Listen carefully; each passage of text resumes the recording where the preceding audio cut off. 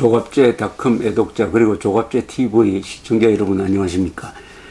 유엔 안전보장이사회가 한 달 동안 논의를 거쳐서 드디어 오늘 새벽에 북한에 대한 제재 조치를 발표를 했습니다. 15개 이사국이 전원 찬성을 했습니다. 15개 이사국 중에는 5개 상임이사국이 있습니다. 그것은 미국, 러시아, 프랑스, 영국, 중국입니다. 이 상임이사국 5나라는 핵무장국가입니다. 그리고 거부권을 행사할 수 있는데 이번에 아무도 거부권을 행사하지 않았습니다. 러시아도 중국도 찬동했습니다. 그 내용은 미국의 유엔 대사가 이야기했던 대로 한 세대, 한 시대, 한 10년 또는 한 세대의 가장 강력한 제재다. 쉽게 말하면 이란에 대한 제재 정도다라는 이야기겠죠. 그 내용을 보면은 과거의 어중간한 제재와는 확연히 구별되는 점이 있습니다. 첫째, 석탄과 철, 그리고 철광석, 납 등 광물 수출을 전면 금지시켰습니다. 그러니까 어느 나라도 북한으로부터 석탄, 철, 철광석, 납을 수입할 수 없다는 이야기죠. 예외 조항도 없애버렸습니다. 뭐 민생 목적에 대한 예외 조항이라든지 그리고 수출량의 액수나 여기에 대한 상한선도 없애버렸습니다. 무조건. 여기에다가 북한이 지금 해산물을 수출하는데 이 해산물 수출도 금지시켰습니다. 동시에 북한이 해외에 노동자를 많이 파견하고 있습니다. 한 5만 명 이상 된다고 합니다. 중동, 러시아, 아프리카 등이에요. 그런데 이 노동자들이 벌어서 보낸 돈이 노동자 가족한테 들어가는 게 아니라 북한 노동당 정권으로 들어가 버립니다. 대부분이. 그것은 개성공단도 마찬가지였죠. 개성공단 약 5만 명의 종업원들한테 우리나라 회사가 지급했던 돈은 90% 이상이 당에 들어가 버렸습니다. 그래서 그런 것을 금지시키기 위해서 추가로 북한 노동자를 받아들여서는 안 된다. 이렇게 됐습니다. 그리고 북한 기업과 북한 기업이라 해봤자 그게 사기업이 아니고 북한 정권이니까 어떤 합작 사업하는 것도 안 된다. 이렇게 하는데 하나 흥미로운 게 아프리카에서는 독재자가 많아 놓으니까 이게 동상을 많이 만듭니다. 근데 북한은 동상 만드는 데는 아주 기술이 뛰어나니까 거기서 수입을 많이 올렸는데 그 동상 만드는 것도 해서는 안 된다. 이렇게 됐습니다. 이렇게 되면은 수출액이 30억 달러인데 한 10억 달러가 줄어들 것이다. 뭐 이렇게 됩니다. 10억 달러. 이 10억 달러라는 돈은 북한의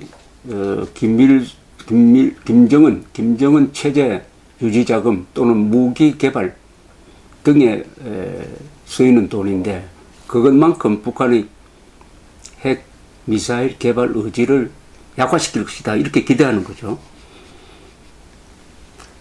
그런데 문제는 여기에 원유 공급 금지 조치가 포함되어 있지 않다는 점입니다. 원유, 기름. 북한은 경제 규모가 작으니까 남한에서 한 열흘 분 정도의, 남한에서 쓰는 열흘 분 정도의 기름을 수입을 해가지고 한 해 동안 씁니다. 근데 주로 어디서 들어오냐 하면은 중국, 러시아, 이란 같은 데서 들어옵니다. 여기에 대해서는 금지 조치를 아직 선언하지 않았습니다. 어떤 체제나 나라에 대해서 기름 공급을 끊는다는 것은 아주 극단적인 조치입니다. 이것은 보통 선전포고 하기 전에 하는 조치인데요. 이게 전쟁으로 이제 간 경우가 한 번 있습니다. 1941년입니다. 그때 군국주 일본이 지금은 인도차이나 월남 쪽으로 병력을 보내서 불법 점검을 하니까 미국이 그 일본에 대해서 석유 수출 금지 조치를 취했습니다. 그런데 당시에는 일본이 주로 미국 회사를 통해서 기름을 수입을 하고 있었습니다. 기름이 끊겨버리니까 일본에서 특히 기름을 많이 쓰는 일본 해군에서 강경론으로 돌았습니다. 그러면 어떻게 하느냐. 우리가 살 길을 찾기 위해서 인도네시아의 유전지대로 쳐들어가야 된다. 이런 일종의 전쟁 결심을 하게 되는 계기가 된 예가 있습니다. 만약 북한에 대해서 기름을 끊는다고 그런다면 아마 북한 정권도 심각한 고민에 빠질 것입니다. 기름을 끊는다는 것은 재래식 군사력이 제대로 가동할 수 없다는 것이고 경제가 마비된다는 것인데, 그러나 이 카드는 유엔이나 미국이 마지막 선택으로 남겨놓은 것으로 보여집니다. 언젠가는 이 카드를 쓸 수도 있고, 또 하나 남은 것은 수출 금지가 과연 시행되는지를 확인하기 위해서 항만을 봉쇄한 겁니다. 항만 봉쇄. 항만 봉쇄는 여기 군사력이 배치돼야 됩니다. 항만 봉쇄는 1962년에 쿠바 미사일 사건 때 미국이 쿠바에 대해서 모든 그 해안선 항만의 그 배의 출입항을 통제한 적이 있습니다. 이것도 일종의 전쟁 일보 직전에 가는 조치입니다. 이게 과연 효과를 보일 것이냐. 우선 단기간에 효과를 보기는 어렵습니다. 경제 제재는 이 시간이 걸립니다. 이란도 잘 견뎠습니다. 수십 년 동안 미국 등 여러 나라의 제재를 잘 견뎠습니다. 물론 이란은 워낙 큰 나라고 기름이 생산되니까 북한보다는 견디기가 쉬운 좋은 조건을 갖고 있죠. 그 다음에 북한 인민들에 대한 생활에 어떤 영향을 끼치냐는 겁니다.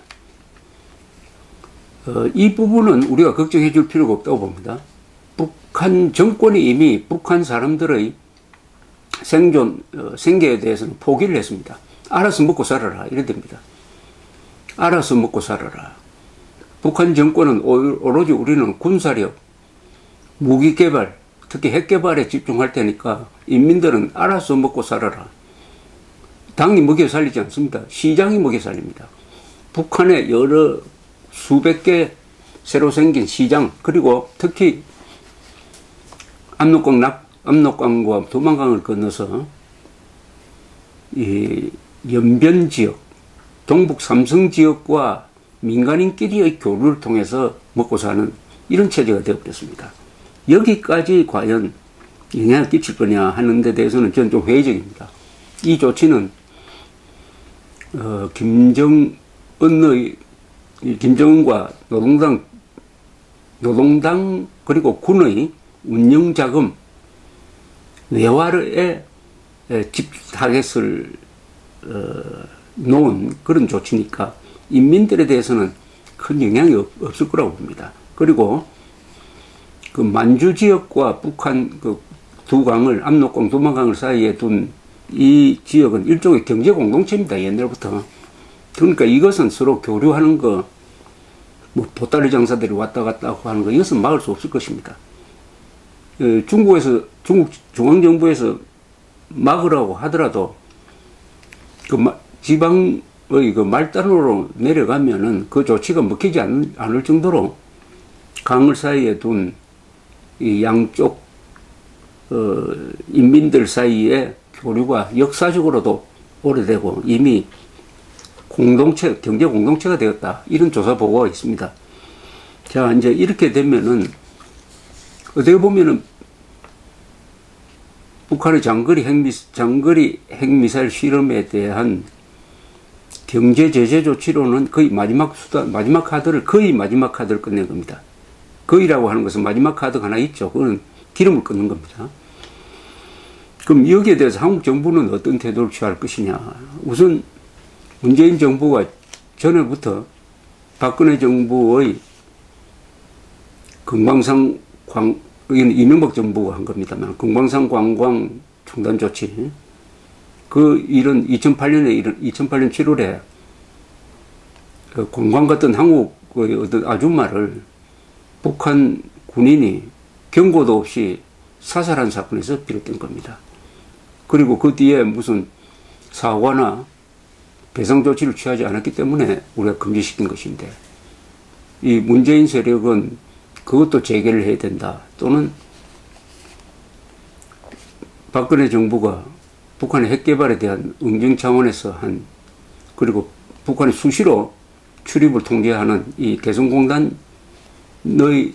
우리 기업인과 한국인을 보호하기 위해서 폐쇄 조치한 거, 이 두 개를 되살리려고 노력을 해왔는데 이것은 이미 불가능하게 되어 있습니다. 이 판국에도 북한에 대해서 현금이 들어가는 금강산 관광을 재개를 하고 개성공단을 재개하겠다고 하면 그것은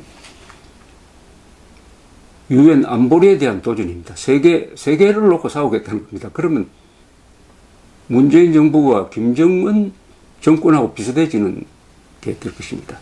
따라서 세계가 북한 핵 개발을, 미사일 개발을 중단시키겠다는 이 확고한 결의를 유엔 안보리를 통해서, 그것도 전원일치로, 만장일치로 한 마당에 문재인 정부는 이제 현실적인 현실을 직시를 할 필요가 있겠다. 따라서 지금 현재 문재인 정권의 대북핵 정책의 기조를 본다면 일단 구경꾼 입장이 되겠다는 것은 확실합니다. 구경꾼, 미국과 적극적으로 손잡는 것 같지도 않고 중국 눈치를 보고, 또 이 판국의 북한에 대해서는 평화협정 제의하고 회담을 제의를 하고 또 군사회담을 제의하고 하는 이런 걸로 봐서는 일단 구경꾼 제3자 입장이 되겠다 이거죠. 근데 제3자 입장은 구경꾼인데 여기서 더 악화되면 회방꾼이 될 수가 있습니다. 회방꾼. 국제사회가 이렇게 제재를 하려고 하는데 금강산 관광하겠다, 북한에 돈을 대어주겠다, 인도적 목적의 지원으로 위장을 해가지고 북한에 돈을 대어주겠다든지, 또는 이산가족 상봉을 하면은 또 북한에 돈이 들어가게 되어 있습니다. 간접적으로나 직접적으로. 이런 걸 하면 이때는 회방꾼이 되는 겁니다. 당연히 북한 핵 문제 해결의 제1 당사자는 한국입니다. 미국은 제2 당사자예요. 그런데 제1 당사자의 위치를 포기를 하고 구경꾼이 되는 정도가 아니라 회방꾼이 되겠다고 하면은 무슨 국제사회로부터 어떤 형식으로 하든지 제재나 불이익을 받게 될 것이고, 대한민국 안에서 국론 분열이 일어날 것입니다. 그래서 문재인 정권의 선택은 구경꾼이냐 회방꾼이냐의 기로에 서 있는데, 이것은 신중하게 선택을 해야 될 것 같습니다. 핵 문제 해결의 당사자로서 나서는 것은 문재인 정권의 이념적 방향이나 이런 걸로 봐서 상당히 어려운데, 구경꾼은 이거는 차악이라고 할까요? 참 차악이라고 하면 좀 서글픈데 회방꾼은 최악입니다. 제발 회방꾼은 되어서는 안 되겠다. 지금 세계가 북한 핵 문제 해결을 위해서 단단히 유엔 안보리를 통해서, 유엔 안보리는 뭐냐? 세계의 경찰 조직입니다. 세계의 질서를 유지하는 조직이에요. 유엔 안보리의 만장일치 결의를 절대로 경시해서는 안 되겠다. 존중해야 되겠다. 문재인 정권은 대한민국 헌법과 유엔의 결의를 존중해야지 김정은 정권의 이익을, 편의를 존중해서는 안 되겠다. 이렇게 생각을 합니다. 감사합니다.